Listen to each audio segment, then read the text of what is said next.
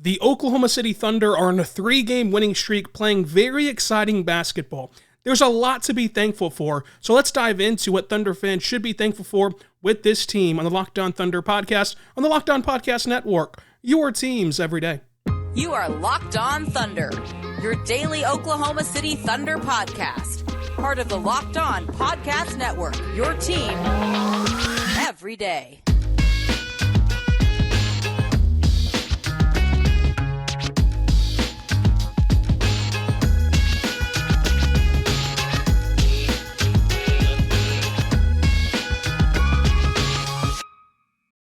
Let's get it going on the Locked On Thunder podcast on the Locked On Podcast Network, your team every day. I am your host, media member and editor-in-chief over at thunderousintentions.com. Rylan Styles. You can follow me on Twitter at Rylan_Styles. Follow the show on Twitter at LOThunderPod. Email the show, LOThunderPod@gmail.com. On today's show, what should we be thankful for? As the Oklahoma City Thunder, play a very exciting brand of basketball, are on a 3-game winning streak, and everything kind of feels right as we kick off holiday season. We'll talk SGA, we'll talk Poku, the draft, Isaiah Joe, and even, dare I say, even Bali Sports. We'll talk about all that. Thank you so much for making us your first listen. Every single morning, every single day, we're here for you talking Thunder basketball. Subscribe for free on all podcasting platforms, including on YouTube. Subscribe on YouTube and comment down below on YouTube what you're thankful for with the Oklahoma City Thunder. Number one on this list of being thankful, SGA, his superstar leap this year. He leads the league in drives. He's one of the only Thunder players who gets to the line consistently. He's averaging 30 points a game, shooting 67% at the rims in the 71st percentile for his position, shooting a career high in the mid-range, 47%, shooting 49% in the short mid-range, 40% on non-corner threes, 38% on overall threes, career high effective field goal percentage at 55%. He's 24 years old on a 5-year max contract with 0 opt-outs, and he says all the right things. It doesn't matter what setting you get him in. Like, think about this. You have a superstar, which is what he is at this point. You have a guy who's going to go to the All-Star game come, February, whenever it is. You have a guy who is on a max contract. You have a guy who does everything on the floor for your organization. And he's a icon in some ways in the sense of once this Thunder team really hits it big and really gets on the grand stage, his fashion sense, his social media game, calling himself Hemi Carter after hitting the buzzer beater in Washington, all those things are going to add up and eventually make him an icon. These things are not promised in Oklahoma City. And the Thunder have had a great run of them. Kevin Durant, Russell Westbrook, getting Paul George, who's a big deal, of course, Carmelo Anthony, future Hall of Famer. I know that didn't work out, but still, think about what that signified. I don't know what the word I'm trying to say is, but think about what that significant was whenever a future Hall of Famer who had a no-trade clause decided, I'm going to go from New York to Oklahoma City. It was a big deal. And so the Thunder have been blessed and have been thankful that they've gotten these run of stars, but that's not promised to you. Look at these other organizations. If you're of a certain age, there's certain organizations who you've never known to have a star. You've never known to have an icon type of player. And with winning, which will eventually happen for the Thunder, if not this year, next year, the year after, whenever, plus his play on the court, plus his personality off the court, Shai is going to be one of those household names in the NBA sooner than later. And think about how he says all the right things in the media. Every time that somebody tries to put out there this narrative that he's unhappy, or if the Thunder lose too many games, maybe he'll request a trade, and there's a pie-in-the-sky theory that the Lakers want to trade for him, that report, quote-unquote, right? There's a pie-in-the-sky theory that the Thunder want to trade for Luka. If Luka ever becomes unhappy, I'm here to report, the Thunder will check in on him and see what the price point is. That's a pie-in-the-sky theory. Everyone has those internal conversations. That's not a real report. But somehow it's always SGA that gets put in the middle of those. Because, he plays in Oklahoma City. They're tanking, even though they've never finished in the bottom 3 of the league, in this iteration of the Thunder.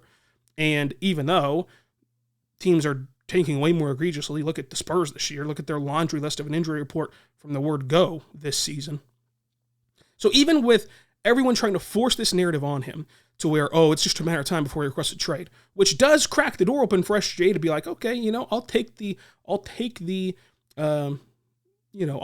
I'll take the easy path, which is being presented. In the face of all that, SGA stands firm in saying he's happy in Oklahoma City. There are hundreds upon hundreds of quotes from SGA himself, from Sam Presti himself, from Mark himself, that debunk any of these anonymous sources that he's unhappy. And he keeps giving them to you. At the end of last season, in the middle of last season, at the start of this season, in the newspaper today in the Oklahoman, like he keeps giving you these quotes that he is happy here, saying all the right things while playing at a superstar level. I think that people discredit or discount or don't factor this in enough whenever you factor in SGA is going to be the face of one of 30 teams. There's only 30 guys that get to be the face of a franchise. There's only 30 guys who get to have their jerseys on every person in the crowd. There's only 30 guys who get MVP chants in the arena, and the number's actually less than 30 because, who's the face of Charlotte right now? LaMelo Ball, who's hurt, right? But even LaMelo Ball, who does have a cult following, has not reached that level of play yet that SGA has, and eventually maybe he will. Who's the face of Detroit? Who's the face of Houston? You hope it's Cade Cunningham. You hope it's Jalen Green. But let's see how they continue to evolve, right? They're not there yet. They're the face by kind of default, but the play on the court hasn't justified that just yet. SGA is the total package of Oklahoma City, plus he has good teammates around him. Like, I think that, Jalen Williams is a player. I think that Josh Giddey is a player. I think that Chet Holmgren, of course, waiting in the wings, is going to be an awesome player. They have a mountain of draft picks, and they control their own pick in this year's draft, which is an incredibly deep draft. Incredibly deep draft. So be thankful that SGA took this superstar leap.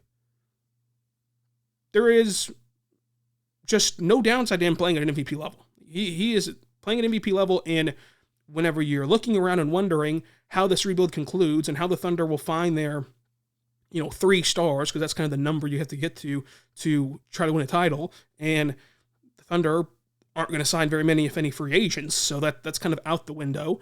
They're going to have to either trade for them or acquire them via the draft. And the Thunder not only got historic draft capital from that Paul George trade, but also traded for SGA, who's now a superstar.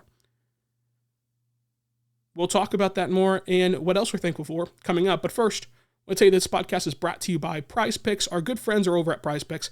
They have a 100% deposit match up to $100 with the promo code LOCKEDON. PrizePicks, download the app or go to prizepicks.com. You can find it there. And what PrizePicks is daily fantasy made easy. Here's the thing I love about PrizePicks.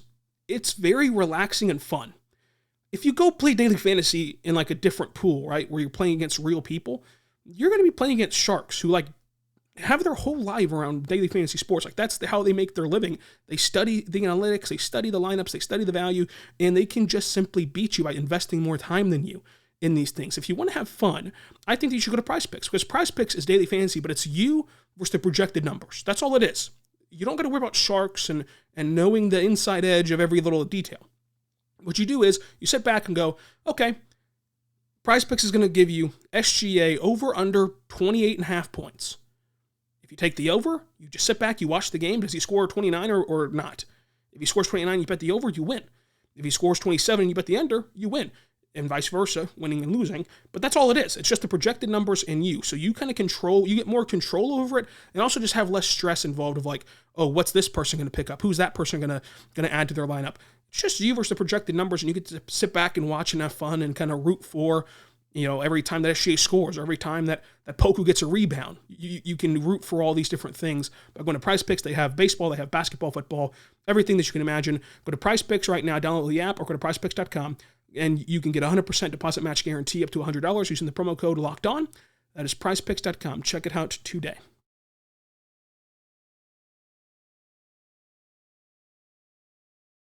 We are back on the Locked On Thunder podcast, on the Locked On Podcast Network, your teams every day. I am your host, Rylan Stiles. You can follow me on Twitter at Rylan_Stiles. Follow the show on Twitter at LOThunderPod. And the second thing that I'm thankful for this season, Aleksej Pokusevski becoming a real, legitimate rotational piece. I think that there has not been a more true statement or analogy or whatever you want to call it than in training camp when we all gathered around and talked to Mark Dagnall in the practice facility, and we were talking about Poku, and Mark said the unforgettable phrase about how, if aliens dropped down Poku and we forgot everything we knew about Poku from before, we could not believe, who this guy is, like who we're seeing play basketball. That's been true. Like, Poku all of a sudden is a legit shooter. Like, he's a legit solid shooter. Is he going to maintain shooting, 44% from three all season long? Maybe not. Like, it might dip to 35, 36, 37, 38. But it's going to be league average or a little better. It's at 38% right now. He's shooting 39% in the corner on 23 attempts. He's shooting 37% on 46 attempts on the non-corner threes. Like, Poku's a legit shooter. His help side defense is still remarkable. Really good shot blocker. Still only 20 years old. Like, it's not as though, this was his last chance to peak in the sense of age, right? The contract situation is different, but in the sense of age, like, he's just now entering the age of which you should be entering the NBA, and especially considering what the expectations were of him specifically. Like, him specifically, he's still one of the youngest players in the NBA. I go back to the draft whenever the Thunder drafted Pokusevski. It was one of the rare times that the Thunder didn't catch anyone off guard with their draft pick. Everyone kind of knew it was going to happen. Everyone kind of knew Poku was their guy, and so much so that they had to trade up to go get him because other teams like the Mavericks were bluffing that they'd take him. And when the draft pick was selected, everyone that I talked to, whenever I told them, no, Poku's going to come over this year. Like, he's going to come over right away. They were floored. They were surprised. They thought I was wrong. They thought he wasn't going to come over. No, he's going to come over, and he's going to play in his rookie season. Many people thought, including Fran Fraschilla, who I go back to because I think that Fran Fraschilla is one of the best international scouts that there is, in the game right now. I think it's him, Rafael Barlow of our network, Locked On Podcast, Big Board. I think that those two guys are like the best of the best in terms of international scouting. And Fran Fraschilla said his famous line that he's 2 years away from being 2 years away. He's just now at that marker where he should be here. Like, many people would not have brought in Poku here until this year. And so this leap, I think, becomes more legitimate when we put the context around it. Playing good defense, shooting from the three well, and the Thunder are in a better place to develop him in the sense of you can have those more impactful teaching moments because you can pull him out of the game. If he's not bringing the physicality, if he's not being physical enough, if he's not, playing up to your standards, you can sit him on the bench, which kind of wakes any player up. Whereas in years past, you might as well just let him play because who are you going to put in favor of him? Paul Watson? Right? Who are you going to put in favor of him? But this year, you're going to actual players who are going to fight for his spot long term. Look, not everyone in this roster can make it. Like, this can't be the roster in 3 years. Not everyone in this roster can be, a part of this team whenever they reach their new height. Got to make room for a draft pick this year. That's one slot that you're going to have to open up. There's likely routes that aren't Poku. Obviously, it's going to be basically that they're not going to re-sign or whomever. But the point being, everyone in this roster is fighting for that right to be here long term, including Pokusevski. And so now it's more impactful whenever you bench him because you're benching him for a guy who might up and take a spot long term. So he's got to wake up, he's got to adjust, he's got to play the game differently. And I think that's really helped him, get that wake-up call entering this year, where it was kind of laid out to him that, like, hey, this is like a make or break year for you. And he's rose to that challenge. He's played really well. And again, I don't want to go so far as a year ago people were saying Poku would be out of the league in 2 years, and now people are dancing in the streets about Poku. Those are two extremes. I don't want to go too far in saying, like, oh, he's going to be a starter. I don't think that he's a starter whenever this roster is fleshed out, but I do think that he's going to be a rotational piece, and he's going to be somebody that can really help you and can be a matchup-dependent player as well. I think that he's going to be somebody that can actually benefit you, which is more than we thought he'd be a year ago at this time. So, credit to Poku. And I also think that Thunder fans are thankful that there's no pressure on this season. This season feels a lot like the Chris Paul year. Only in a different way, obviously. There's no conflicts. When the team loses, okay, they lost. It helps the lottery pick, whatever. When the team wins, wow, look at Ousmane Dieng, right, keeping the team afloat, getting them the win in the last game. Look at Jalen Williams stepping up. Look at SGA taking over. Look at Josh Giddey taking over the fourth quarter. Like, whenever they win, they're winning because of the guys that you think are going to make an impact on them winning a championship eventually. So it's great whenever they win. And another form that takes pressure off of them is when they win, sure, they're getting further away from Victor Wembanyama, but it's not as though all is lost. Number one, they still have a mountain of draft picks. They're going to have cap space and a mountain of draft picks this offseason to utilize. Number two, this draft class is incredibly deep to where no matter where your pick lands, you're going to get a good player. Number three, you have a blue chip talent who everyone considered a blue chip talent, less than a year ago, Chet Holmgren, waiting in the wings to return next year. So no matter how this draft lottery ends, no matter how this season ends, no matter what pick you end up with, you're going to have a blue chip guy. You have a blue chip guy. SJ's an MVP kind of guy, is what it's feeling like. So when the ball's tipped in the air, it's no longer a civil war between Thunder fans. Like, it's no longer like, oh, they should for sure lose this game, or they should for sure win this game. Like, you're just playing basketball. And you're enjoying whatever the process is and whatever the outcome is at that point. Also, think that there's a huge thankfulness for Bally Sports Plus. Now look, Bally still has many flaws, many flaws, and $20 a month is still way too steep for what you're getting in return. But it is better. At least there is ways for fans to watch the games that don't have DirecTV or AT&T Stream. Like, remember last year and the year before that, the only way you could watch the Thunder play is if you had DirecTV or if you had AT&T Stream. There's at least now an alternative. It's not a good alternative, right? But there's at least now a legal alternative to watch the games if you're in market and can't watch them through League Pass. Bally Sports Plus. Again, $20 a month, still flaws. Everything, it's not great, but it's a little bit better. So thankful that people can actually access the games if they have the means to. Also, of course, thankful for Sam Presti, one of the best GMs in the sport. Love the way that he's building this team and kind of trying to anticipate the next wave of NBA basketball.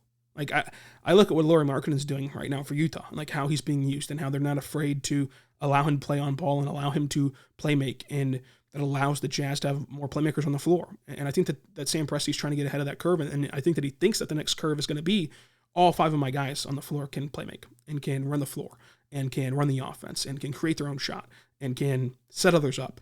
Like, I think that he thinks that that's going to be the way that the game is played from now on. And we'll see if he's right. But I like the way that the Thunder are building their team where everybody can do that.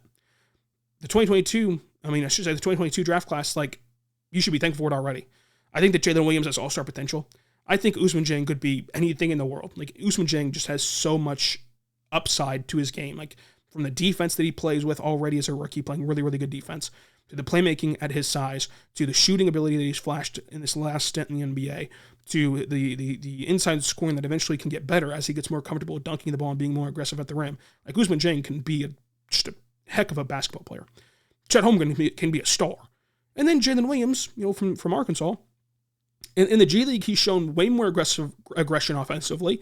He's shown great playmaking and really good defense and is very communicative on defense. But I think that Jay Will could be a nice backup big, and I'd like to see him get more NBA run eventually. But who knows? There's a lot of time for that. We're not even at Christmas yet, folks. This is a long season. Coming up, though, we'll talk about what else we're thankful for. But I do want to tell you right now that this show is brought to you by BetOnline. BetOnline is where the game starts, folks, because you can go there right now and find the latest odds, news, and scores at BetOnline. And if you want to bet on game to game, you can do that. You can go to betonline.net, go to the sportsbook. Once you're in the sportsbook, go down to basketball, then NBA, and then boom, Thunder Grizzlies. Thunder are 8.5-point underdogs against Memphis.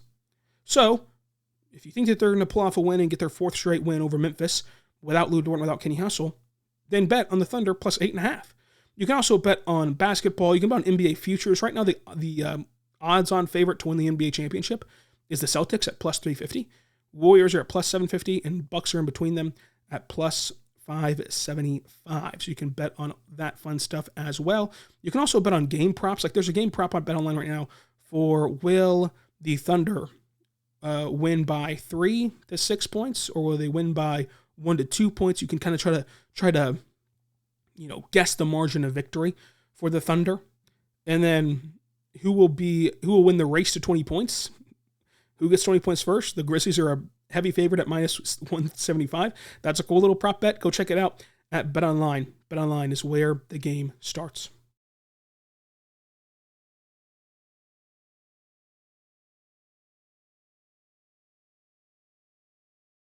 We're back on the Locked On Thunder podcast, on the Locked On Podcast Network, your teams every day. I am your host, Rylan Stiles. You can follow me on Twitter at Rylan_Stiles. Follow the show on Twitter at LOThunderPod. Email the show, LOThunderPod@gmail.com.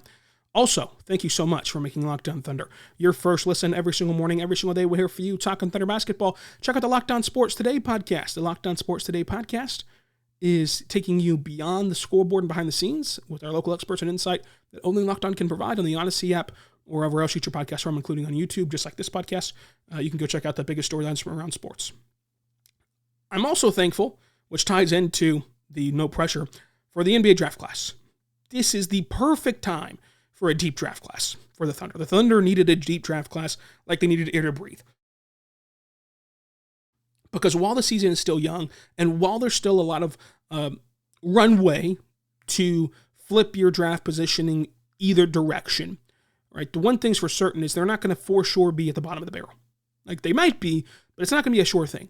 And so when you get a draft class that has 7 to 8 names that people think can be top 3 of your organization good, much less how deep that list is whenever you get to complementary starter and rotational piece, right? That is the perfect thing that OKC needs to take the pressure off of this season. Whenever SGA is going for a MVP caliber season and you're sitting right now on a 3-game winning streak and, there's not really a rhyme or reason why this thing would actually fall off the rails. They're 11-13 right now, and they're closer to the play-in than they are the worst record in the NBA.